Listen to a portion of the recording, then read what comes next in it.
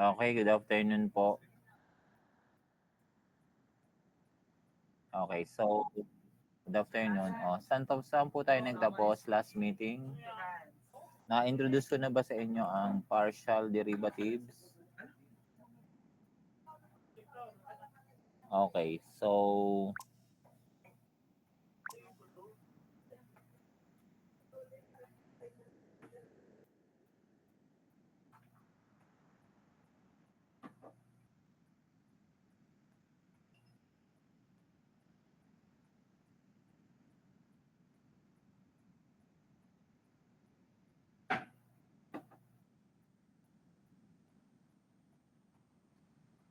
ano ba natin yung may sinasubstitute tayong value?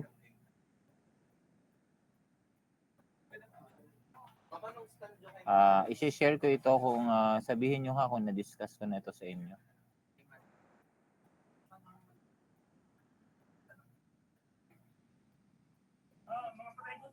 Okay, ito.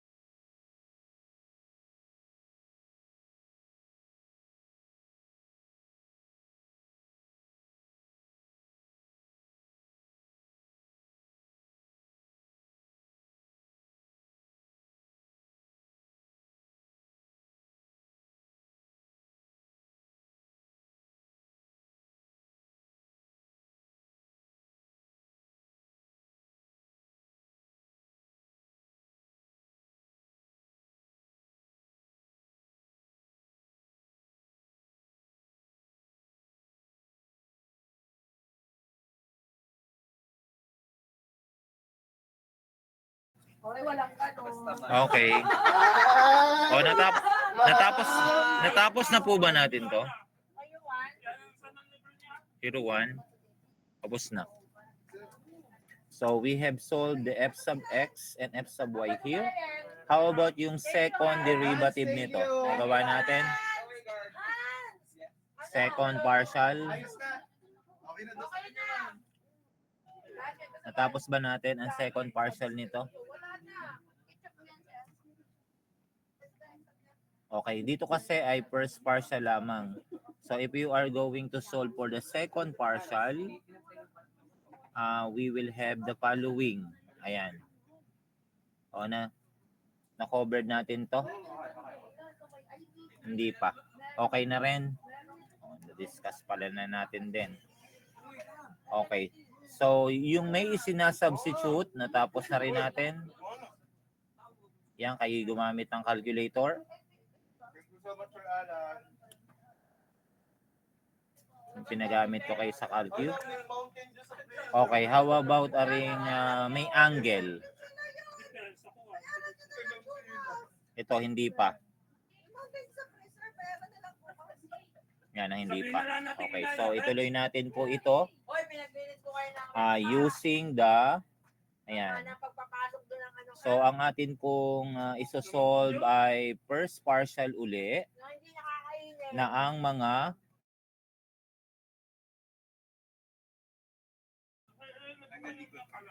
first partial uli, f sub x, na ang given ay product ng e to the negative at tangent x plus y. So, dito po sa 0, yun po ang x value, yun pong pi over 4, yun po ang y value. So, huwag pong agad sa given ninyong isa-substitute siya ha. Doon po sa magiging sagot na partial derivative po siya isinasubstitute. Okay. So, if you are to evaluate the partial of the function f with respect kay x, Oh. So, yan din po ang f sub x. So, based po sa given, inyo pong ititreat ang unang function as the u at ang pangalawa po ay ang v. So, babalikan nyo uli na ang derivative ng e to the u ay e to the u du.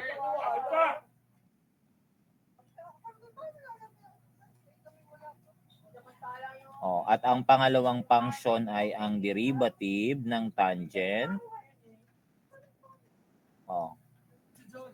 Ang derivative ng tangent u ay secant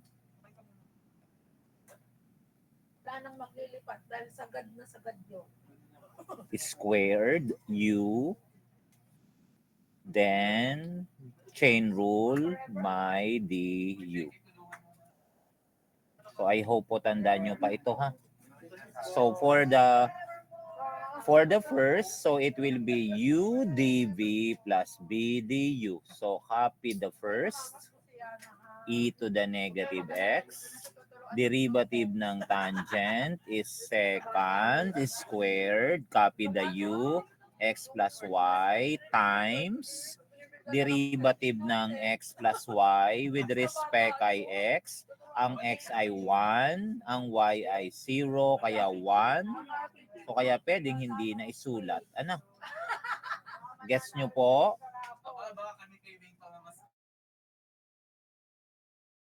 Thumbs up po. Ayan. Then plus derivative, copy the second, tangent, derivative ng e to the negative x, negative e to the negative x. So kaya ganyan po ang naging f sub x. O, at dito po natin isa-substitute ang x na 0 at ang y na pi over 4. So e to the negative 0 is e to the 0 pa din ito, which is 1. Secant squared, x is 0, y is pi over 4. So pi over 4 na lang. Pag inyo po itong pinindot sa calcu, wala pong secant. So gagawin yung 1 over cosine ng pi over 4. At kung ang calcu nyo naka-degrees, 45 degrees ang inyong gamitin. Okay, pakicheck po. Oh, ang sagot nito ay ano? Oh, tama bang secant squared ng 45 ay number 2? Thumbs up naman if you get it. Secant squared. Yan. O, sa mga may hawak ng calculator, kayo po ay gumamit, ha? Then minus, okay, yan, may nag-thumbs up na. So minus, ang e to the 0 uli ay 1. Tangent naman, 0 plus pi over 4 or 45 degrees. So ang tangent 45 ay 1. Kaya 1 yon. And then subtract. So 2 minus 1 is 1. So ang final answer ng unang partial derivative ay 1. Ang meaning ng positive, ang slope niya with respect to the x-axis ay 1. Pataas siya. Positive kasi. Oh. Now, how about the second partial with respect to y? So, f sub y will be partial derivative of f with respect kay y or f sub y. Oh, ay di another product rule tayo. Oh, copy the u. Derivative ng v is tangent, which is secant squared u. Now, ang pagdiderivative nyo ng u na x plus y ay with respect naman kay y. So, si x ay 0, ang y naman ang 1. So, kaya hindi na sinulat. Ano? Plus, second is tangent. Ang derivative ng first ay e to the negative x. But because ito with respect to y, walang y itong e to the negative x. So, it will be treated as constant, kaya 0 na. Kaya ang buong ito, 0 na. Kaya first term na lamang. At dyan nyo po isa-substitute ang 0 na x at ang y na pi over 4.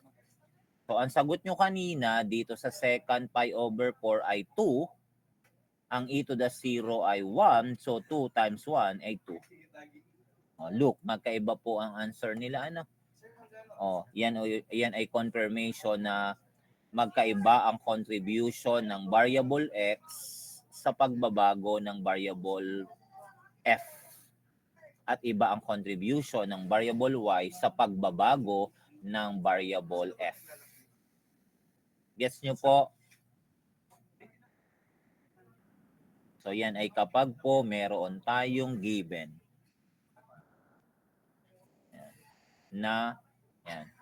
At sana ay ma-realize niyo na hindi lang po laging x and y.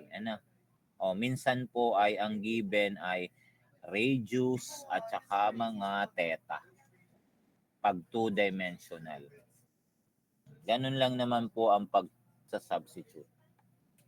Ito bang proving na ito ay na-discuss ko na sa inyo?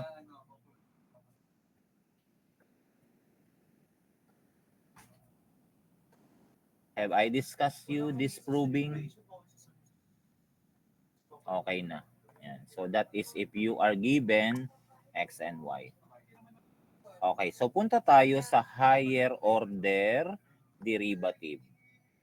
Yan. Na-introduce na natin ito nung ginamit natin ang second order derivative. Okay, ngayon, paano nga ulit tayo nagbibilang? How many? How many higher order ang inyong kailangang i-compute? Based sa ating analysis last meeting, ay ang inyong magiging general way ng pagbibilang ay aalamin nyo ilan ang variable, then i-raise nyo sa power ano ang order na pinag-uusapan. Yan, ang general na pagbibilang.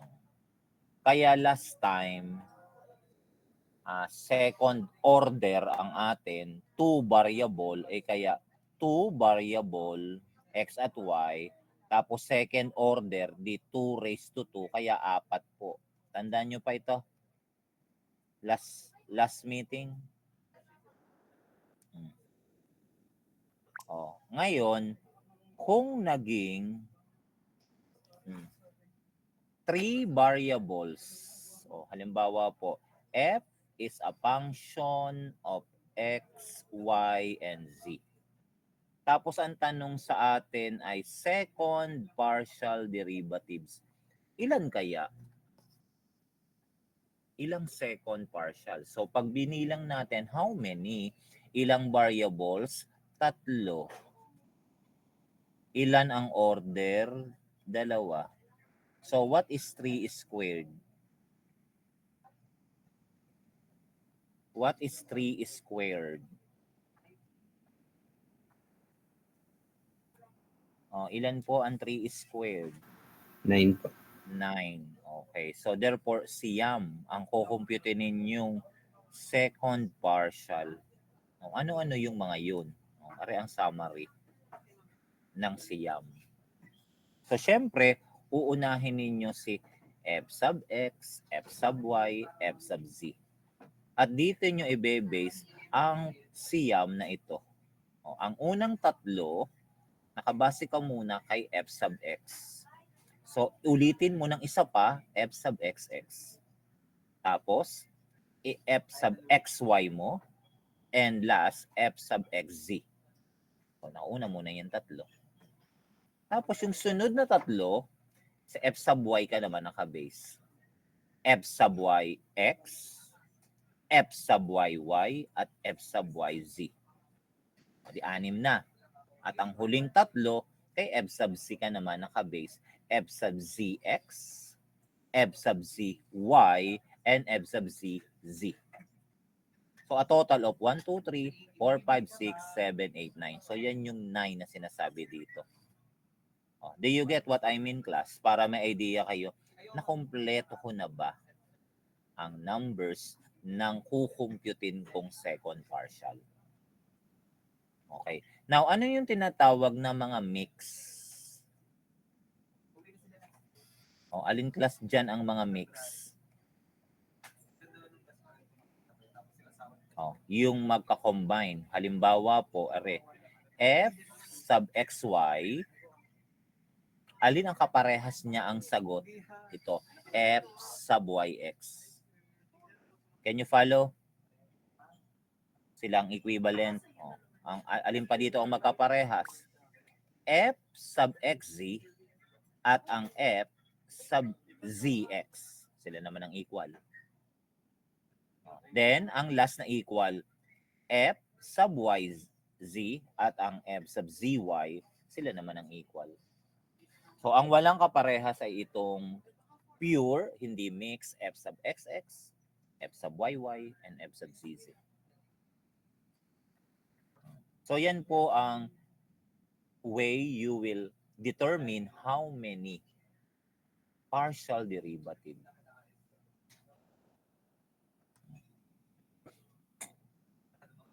Okay? Oh, let's have examples. Oh. Given the function, ilan ang variable dito? X, Y, Z. So, 3 variables. Oh. At meron ka ng nakuha mga second partials, first partial. So, find the second partials. So, sa pagbibilang natin kanina, siyam ang sagot.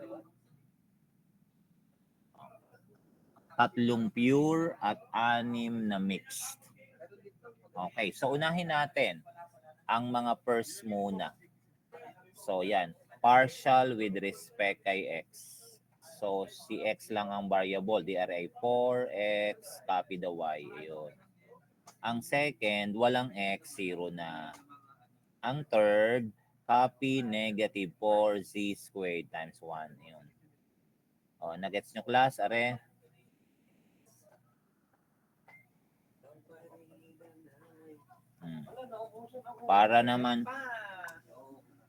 Para naman sa f sub y, di ang unang term, si y ang i-derivative. So, copy 2x squared times 1.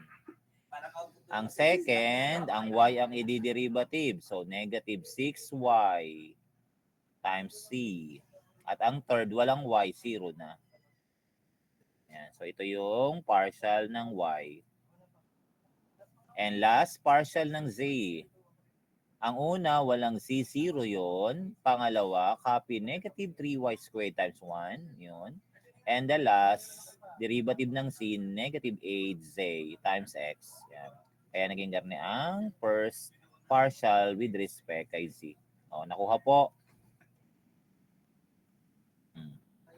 At pagkakuha ninyo ng tatlong yon na first partial, so ang second partials ay siyam.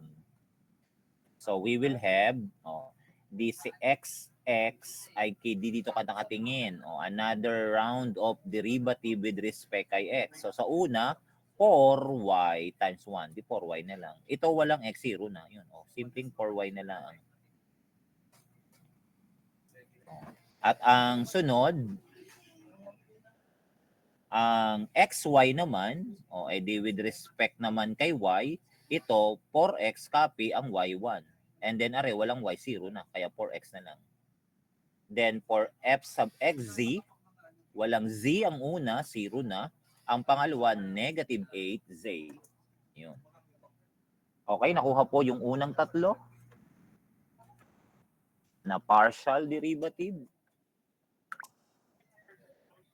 Lahat naka-base umpisa sa f sub x.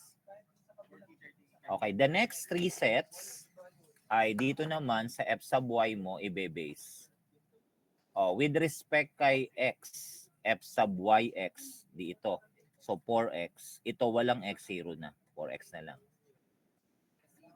At mapapansin nyo, siya at itong kaninang xy parehas. So we have again proved that their mixed partial xy and yx is the same. Now for the yy, so ang 2x squared walang y, 0 na yon. Dito, negative 6a. Ayun. And for the last with respect to y, o dito uli, with respect naman sa z, 0 ito, walang z. Ito, negative 6y. Ayan. So yan ang tatlong second set. Okay, the last three sets ay dito naman tayo kay z naka-base. So with respect to z ito, wala itong z ang unang term, so 0 na. Dito, negative 8x. Negative 8x, tama. Dahil with respect to x ang i-derivative. Okay, at ito, alin ang kaparehas niya? Itong xz kanina. Ayan. Tapos ang fzy, so dito tayo sa f sub z, i-derivative mo naman sa y, so negative 6y ang una, ang pangalawa 0 na. O at siya naman ay alin naman ang kanyang katumbas? O, siya naman ay katumbas nito, f sub yz. Ayan. And for the last, f sub zz, so ang unang term 0, ang pangalawa negative 8x. So tatlo dyan ang walang similar. Okay, nakuha po how to get second partial derivatives. So halos ay hanggang dyan lang yung mga higher order natin, although pwede mo ang third partial. But as of the application, yan, wala pa naman pong nakikitang application yun. Kaya hanggang dyan lang po tayo magko-consider sa second partial derivative. Okay, so yung sunod na discuss na natin. Yan. So how about the proving? Kung may second partial derivative. Let's say is ln x squared plus y squared. Show that the second partial with respect to x and the second partial with respect to y equals 0. Yan. So, before we come up with the second partial, we need to solve first the first partial derivatives. So, ang unang partial ay with respect to x. So, dito, sa ating original function, let u be the x squared plus y squared. So, ln u ito. So, ang derivative uli niya ay 1 over the u, o u copy. Then, derivative ng numerator, ang du natin, but with respect to x. So, sa x squared lang ang may derivative, 2x. Ang y 0 na, kaya 2x ito. Nakuha po kung bakit ito naging ganito. Thumbs up naman. At para naman sa pangalawang first partial, so the same process, 1 over u, ayun. And then ang derivative naman, si x squared naman ang 0, ang y squared naman ang meron, 2y. Ayan. So from ln, naging algebra. At kapag inyong kukumputin ang second partial, dito na kayo nakabase sa mga first partial. So wala ka ng ln, so yan, magko-quotient rule ka dito dahil quotient ito. Okay, so ilan nga, ayan, ang hahanapin ay dalawa. Dahil ito ay 2 variable lamang, x and y, second order ay di 2 squared. Pero hindi na naman kasama dito ang mix. Pareho itong pure second partial. So di yun na lamang ang sosolve ninyo. So for the z subscript 2x, ay na-compute mo na kanina ang unang partial, ito 2x over x squared plus y squared. So dahil quotient ito sa second partial niya na x uli, quotient rule. So low, so copy, x squared, y squared. Derivative ng high with respect to x ay di 2. Minus, copy the numerator 2x, derivative ng low na x squared plus y squared with respect kay x ay di ari lamang x squared ang may derivative na 2x pa uli. All over the denominator, x squared plus y squared is squared. Again, bawal mag-cancel ng x squared plus y squared, ha? Bawal. So, ang gagawin, di-distribute nyo yan. So, 2x squared, 2y squared minus 4x squared. O, combine nyo ring may x squared. 2 minus 4, negative 2. Ayan. Over the same denominator. O, yan ang ZXX. O, para naman sa ZYY, o, edi dito ka naman nakabase sa Z with respect kay Y. So, quotient rule uli. Kasi parehong may Y ang ating numerator at denominator. So, low, then the high is 2, minus high, 2y. Derivative ng low, ang mayroon lamang na derivative ay ang y squared, which is 2y. All over the denominator is squared. O, simplify ulit, 2x squared. 2y squared minus 4y squared is negative 2y squared. O, di solve na ang dalawa. Ang sabi sa problem, i-show nyo daw na ito ay pag inad nyo ay equal 0. So pag inad nyo itong dalawang ito, they have a common denominator, mag-focus ka sa addition ng numerator. In the numerator, ang nandoon ay 2y squared, positive. Yung isa, negative. So, canceled na. Ano? Cancel. Cancel din ang negative 2 and 2x squared. So, 0 over something equals 0. So, we have proved that the left equals the right side. Guess po?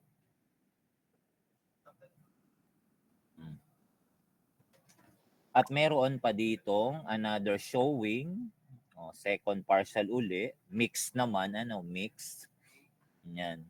At ang given ay inverse trigo na arc sine. Pag inyo uling binalikan, ano ba ang, yan, baka kasi nakalimutan nyo na, ano ba ang derivative ng arc sine? Arc sine U. So, based sa ating derivation na tayo ay nag-implicit from left to right, gumawa pa tayo ng right triangle. Kung tandaan ninyo, ang naging answer natin ay 1 all over the square root of 1 minus u squared. Tapos sa labas, may du. I hope tandaan nyo pa yan. Kaya tingnan nyo dito, ang u natin ay y over x. So, kaya naging 1 all over the square root of 1 minus the y over x squared. At ang nasa taas ay ang derivative ng y over x.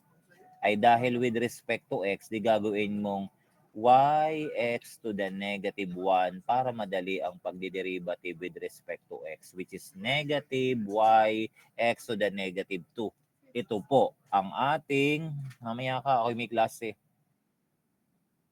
Ito po, negative 1 yx to the negative 2. Yun po. Then, simplify mo na yan. Algebra mo na yan. So kailangan lang pong babalikan ninyo ang mga na-discuss na nating formula ng mga derivatives. The same process po ang gagamitin nyo kay say sub y. At dahil second po ang ating gagawin, so ito po, i-derivative mo ang sagot mo ito with respect to y. O edi katakot-takot na quotient rule ang gagamitin ninyo. Low the high minus high the low all over the square of what lies below. Yan, ang haba ng solution niya. Dito ang sagot sa unang. Dun sa right side, ari naman. At makikita ninyo, they will arrive at the same answer. And therefore, the left equals the right side. Yan. So, may mga exercises po dito. Ayan. Ang iba po dito ay nasa inyo ng Google. Nasa inyo ng problem set.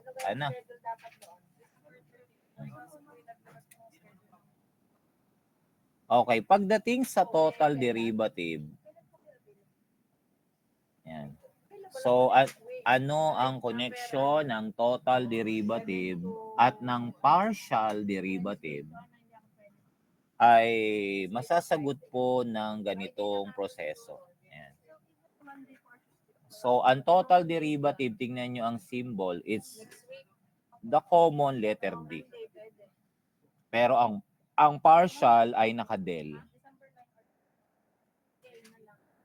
So, kaya po yan, ang total derivative po ay ng z, kung ang z po ay depende kay x at y, ay pwede nyo pong ma-solve gamit ito.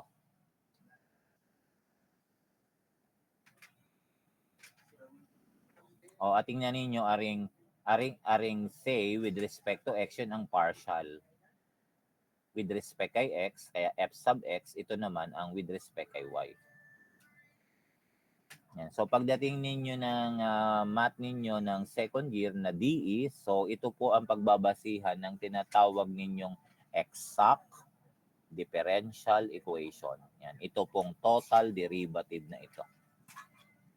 Kaya po, bago nyo ma-enroll doon, kailangan naintindihan nyo po ito.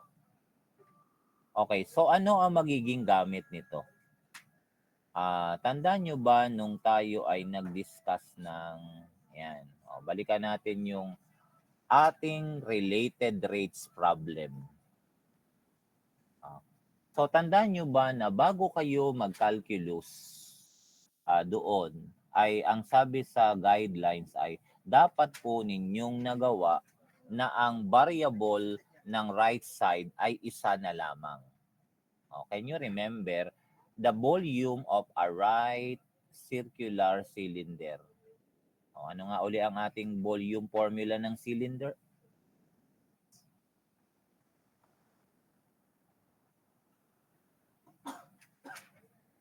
Hello po, ano po ang volume formula ng cylinder? Sir, 1/3 pi r squared height. 1/3. Ano gang 1/3? Ay cone yung sinasabi mo, Mr. Red. Siya. Ay, cylinder po pala, sir. Sorry. Cylinder. Kung hindi mo ma-realize ay i-drawing mo, diga, ganto po ang hitsura. Yan, ng right circular cylinder, ayan. Ano pong mga dimension ang nasa kanya diyan? Simula sa gitna ng base papunta po sa side ay radius. Ito naman ang tawag natin ay height h.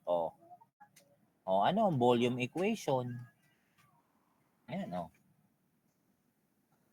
Pi r squared height, sir. Ayun, are. Pi r squared h. Na? Kaya minsan ay kailangan yung mag-drawing para magka-idea kayo. Tama ba yung aking sinasabing derivative? Ano yung aking formula ng volume?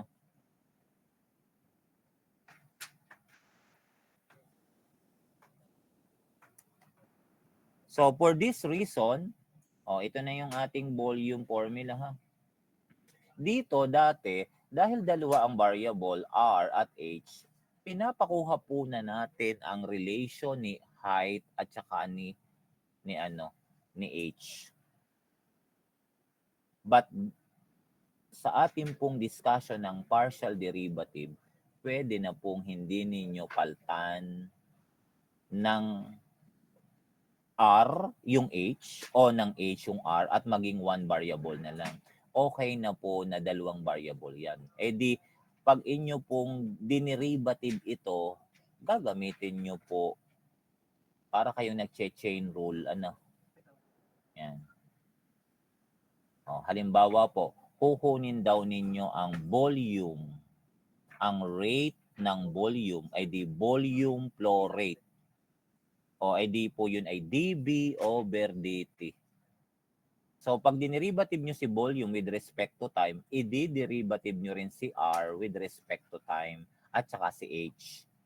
Ay di by the use po na para kayong magpa-partial derivative, ay di ang mangyayari na rin ay the first variable is R, the second is H. So U dB plus B du.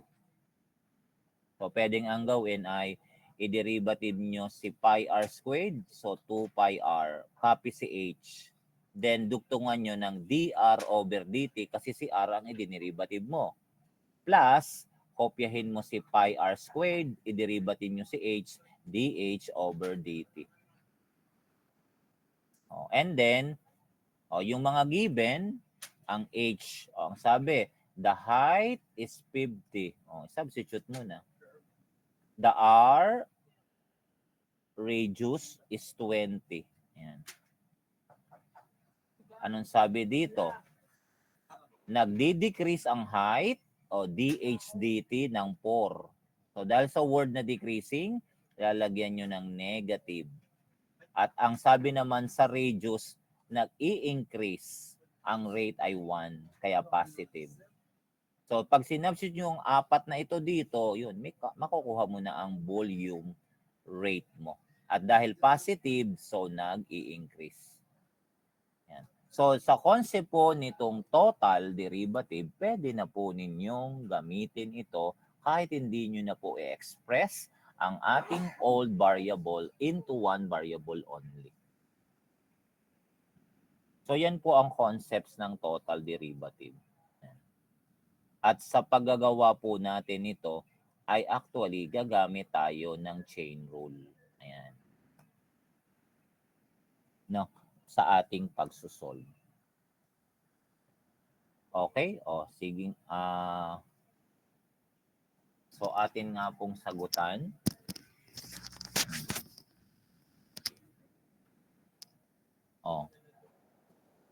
Ari pong nasa huli, number 5. How do you solve the total derivative du over dx kung ang u ay function ng x, y, z at ang y at z ay in terms of x. So kanina, dito po sa ating sa pagkuha natin ng total derivative, so ang konsepto po ay yan. Kung ang z ay function ng x at y at functions pa uli, so inyo pong gagamitan ng ganitong proseso. Kung naging 3 variable, di ito. So halimbawa po itong ating ikino-consider na ito, ang isosolve nyo po ay derivative total u, hindi po partial ito ha, total u with respect to x. Ang magiging sagot po nito ay so ang nandito ay y in terms of x at z in terms of x.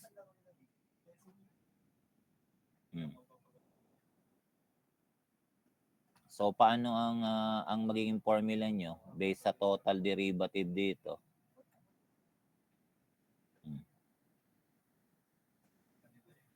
Yan. So partial ng w with respect to x dx, partial ng w with respect to y dy, plus partial ng w with respect to z dz. So kung meron kang katulad nito, say function ng xy, tapos si x ay function ng u, pati ang y. So how do you solve the say with respect to u? So yan ang ating nagamit. So dito, ano ang magiging mga partner? Ang ating ang kailangan natin ay u with respect to x. So therefore, pag sinolve natin ay magiging partial ng u with respect to ano? To y times total derivative ni y with respect kay x. Parang pwede mong i-cancel ang dy, ang tira du over dx, which is yung hahanapin ninyo. Plus partial ng u with respect kay z times the total derivative ni z with respect kay x. Ayan. So, dalawang total derivative, dalawang partial derivative ang inyong kukumputin din. So, parang makuha ang unang partial derivative, yung du over dx, so you will be having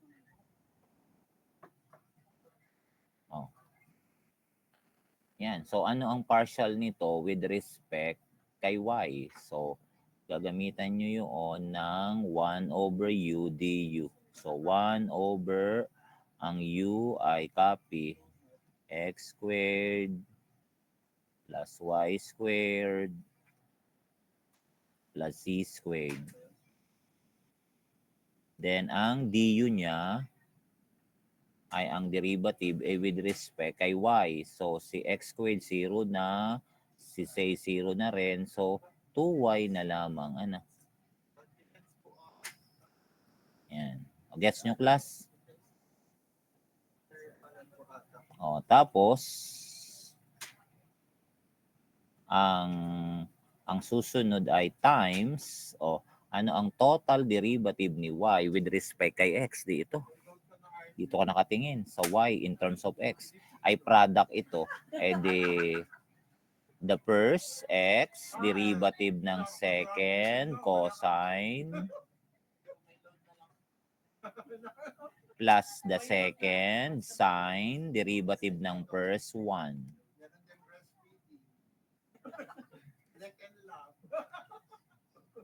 Yan ang first, ha? Plus, para naman sa partial ng u with respect to say, so 1 over u uli.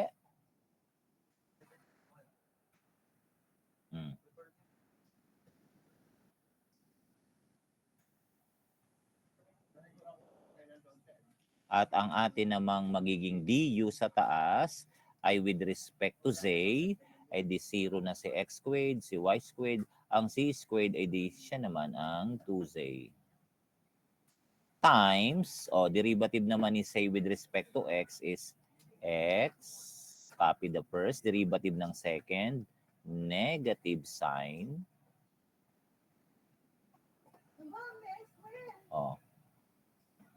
Plus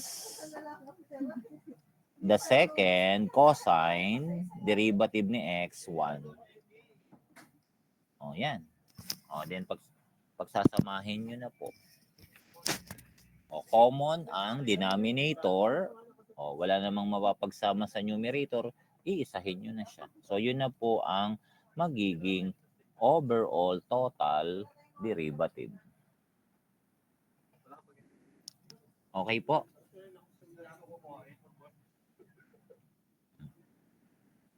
At ang related topics po dito ay ang tinatawag nating chain rule. Ayan. So sa pag-chain rule natin, yung kasi yung next lesson dito, ayan. So how do we implement the chain rule kapag talagang multivariable? Ayan. So may makakatulong po tayo para madaling tandaan paano ba nabuo ang mga formulang ito. Ang dami kasi nakakalito kung basta nyo lamang siyang i-memorize. So ang isa pong shortcut, yan, para po yan ay inyong maintindihan kung paano po yan nangyari, ang mga chain rule formulang yan. Yan. So may isa pong video sa classroom na pwede nyong sundan. Stop ko po ito. Let's go to the one that is provided. in your Google Classroom. Yan.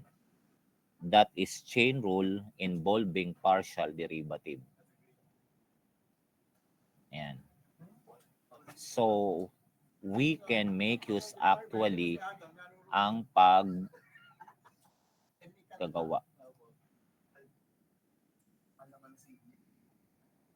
Ayan.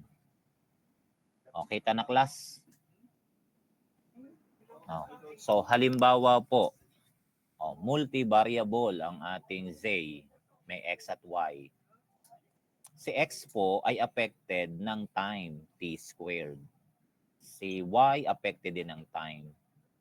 So, at ang hahanapin nyo po, ang sabi doon, no, use chain rule to find dz over dt. Total derivative. Ay ang ating z ay walang t. Ay di ang isang paraan, i-substitute mo ang x na may t din ay kaso cube. Naku, magiging complicated ang given. Para po maiwasan yung komplikasyon yun, pwede po kayong gumamit ng partial derivative. Sa pag-chain rule po, paano nakuha yung equation yun? Pwede po kayong gumamit ng the magic tree, ganyan. Yan. So, isulat ninyo class ang pinaka-main variable ninyo. Say, based sa given, affected siya ng X at saka ng Y. Tapos, si X affected ng T, si Y affected ng T. So, if you want to get the change of Z with respect to T, dahil hindi siya direkta, nadaan muna siya kay X at Y, di gagamitin nyo po ang chain rule. Yan. So, ikukunin ninyo, yan, may red na arrow. Z with respect kay X. Tapos, X with respect kay T. Plus, sa kabila namang side, Z with respect kay Y, tapos Y with respect kay T. So, pag sinolve ninyo ang total derivative, dz dt, so you will have dz over dx times dx over dt plus dz over dy times dy over dt. Yes no class? Yung kagaya ng ating sinolve kanina. Yan. You don't need to memorize the basta ito. So, magiging guided po kayo ng arrow ito. Guess nyo how important this tree na may branches na kung paano magsosolve. Ano?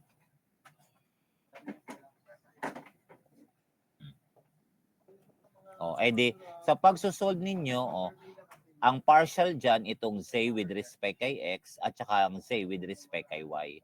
Pero itong dx dt, edi total derivative na lang yan. Kasi mag-isang variable lang naman. Ano? So, yan, dalawang partial yan. So, ang una, partial z with respect kay x. Di katulad ng ating ginagawa last time. Si x lang ang variable. So, copy the y, then 3x squared. Para sa second, copy the y cube at saka yung 3, derivative ni x squared, 2x. Kaya magiging 6xy cube. Ayan. Okay. Gets nyo class? Ang ating say sub x.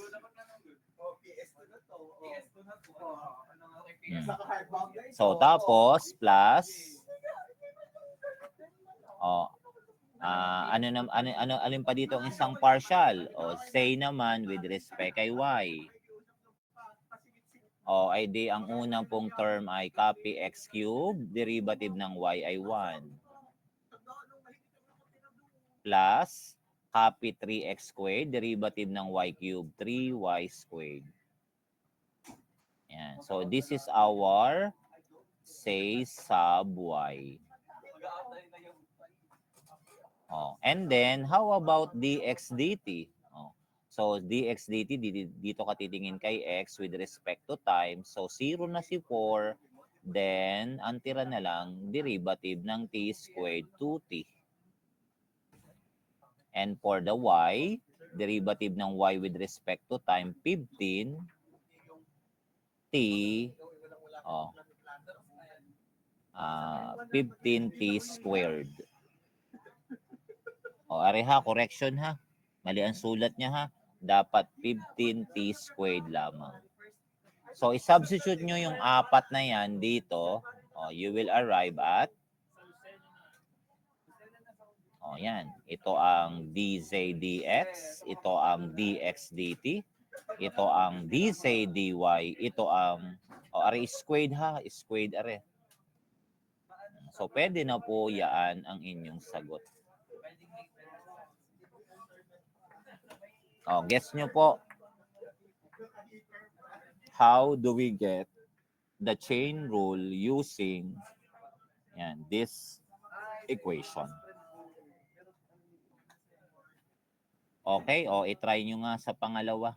Okay naman po, o. Dalawa ang sosolven, o solven nyo muna yung isa.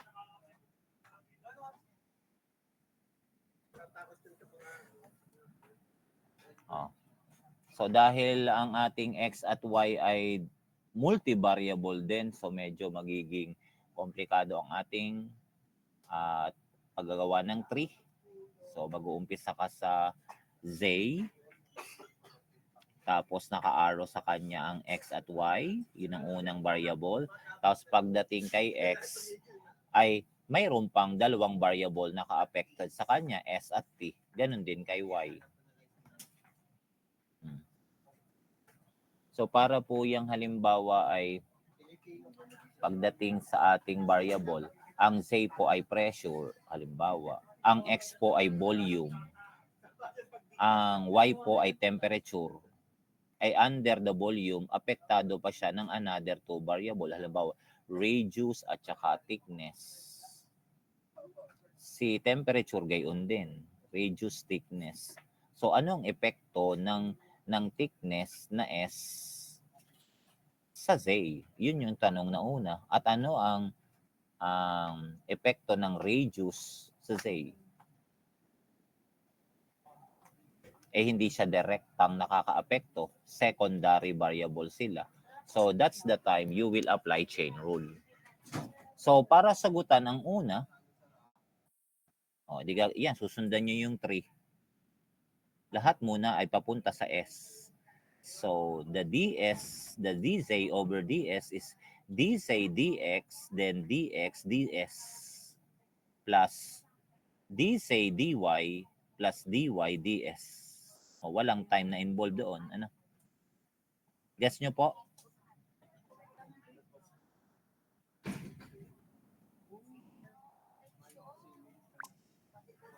O yan, sige, bibigyan ko po kayo ng time para sagutan ang apat na to. Okay, sige po. Bago ko ipakita ang solution, kayo naman po ang mag-try para may makita nyo naman na kayo ay marunong mag-partial derivative.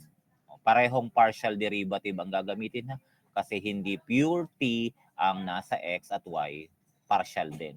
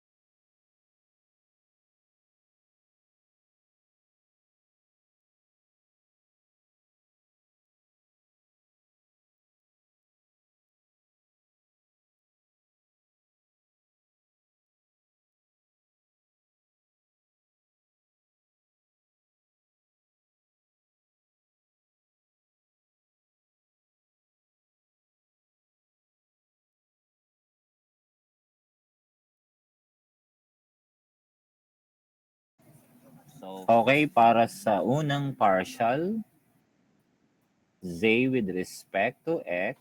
So, our answer will be, so magiging, with respect to x, so ang x lang ang may derivative, 3x squared. So, magiging 12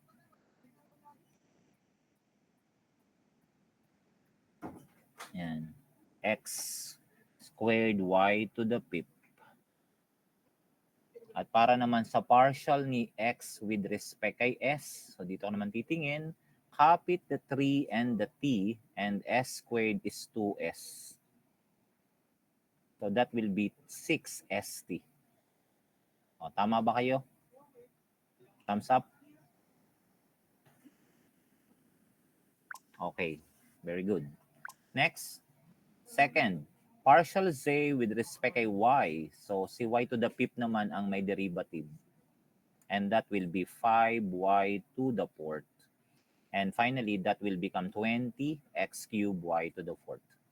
And for the last partial, y with respect to s, so copy 2 and t squared. And the derivative of s cubed is 3s squared.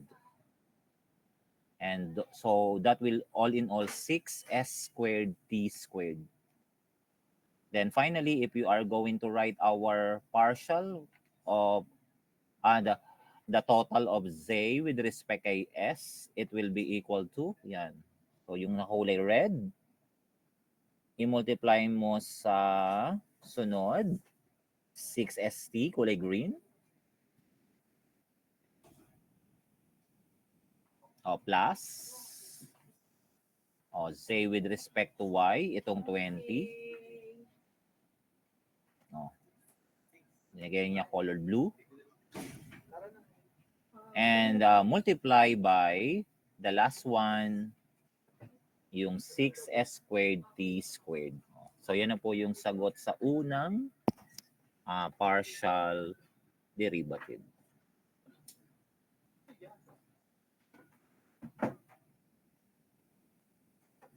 Yan. So pwede kayong may ma-multiply pa, 12 times 6, 72. Tapos 20 times 6 ay 120. Yan po ang sagot. Okay, next. How about the second set? Bali, nakuha nyo po? Did you get the same result? Thumbs up naman. Okay. Next. How about the z with respect to t? So, pag gumawa kayo uli ng panibagong magic tree, so z with respect to x and y, then si x ay s and t, si y ay s and t din. So, papunta namang letter t ang ating pagpapartial. So, pag sinulat nyo ang dz with respect to dt, it will be dz with respect to dx muna times dx over dt plus partial ni say with respect kay y times dy with respect kay t.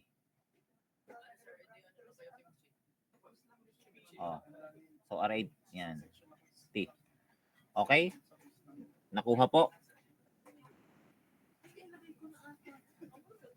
At nakuha nyo na kanina ang dz with respect to x at dz with respect to y. So, dadalwa na lang ang kukumputin nyo. dx with respect to t and dy with respect to t. Sige po, bibigyan ko kayo ng time.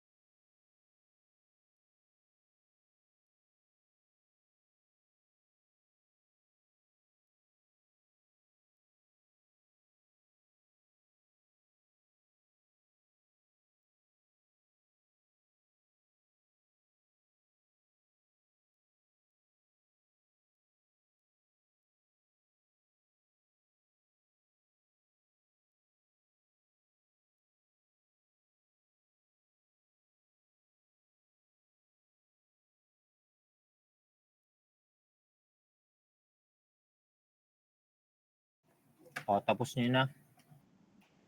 So, na-compute na natin yung kanina. Ito yung partial ng say with respect to x at say with respect to y. So, the other two for x with respect to t. So, copy 3s squared, derivative ng t, 1. Y naman with respect to t. So, 2t times 2s cubed ay 4s cubed t. Yan. O, then, substitute ninyo.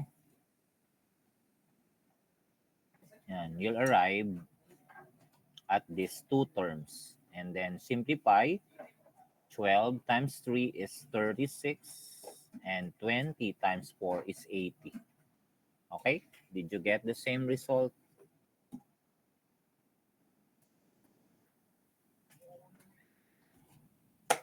Okay po. So, yung the rest po ng nandito, ayan. O, tingnan nyo class, kapag sumobra ng dami ng naging variable na sunod, o u, the new variable, tapos ay function siya ng tatlo, x, y, z. Tapos si x, y at z ay function uli ng another 3 variable. O, nakikita nyo kung gaano kakomplikado to get the u with respect to t. O, meron pang possible na computin nyo the partial ng u with respect to s and the partial of u with respect to r. O, dalawa pa ang pwedeng isolve. Now, kung ito lamang ang ating isosolve, so gawa kayo ng yan, the tree. So, tatlo ang branches niya. X, Y, Z. Tapos si X may RST. Si Y may RST. Si Z may RST. Since ang ating sosolven ay with respect to T, di lahat lang ng papuntang partial doon sa T.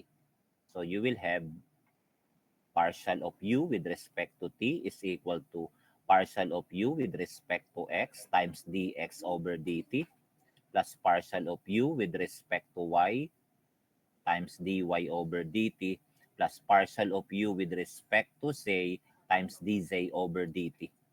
So, 6. Guess nyo, class?